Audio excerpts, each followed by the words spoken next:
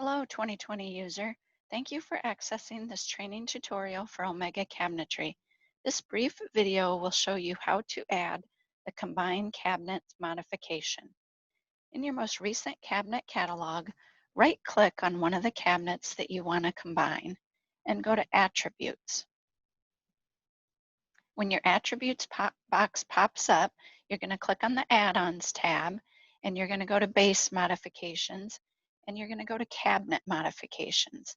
And the first modification there is the combined or the merge cabinets. So we're going to click on that and hit Apply and OK.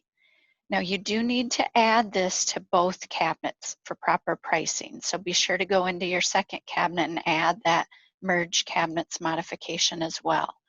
Now to show you a quick perspective view of this, because we don't get a good visual of this, you can see here in this color drawing everything looks good. However, when we go to the hidden lines drawing, you'll see we do still have a seam between the two cabinets there.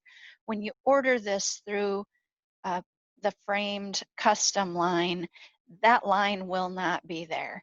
And that's one of the features of this modification, particularly in inset overlay like we have here. These cabinets will be combined and there will be no seam visible. Thank you for your time, and we hope this video was helpful. Please find other videos like this in our collection and be sure to let us know if there are other 2020 learning topics you would like to see demonstrated in this way. Happy designing!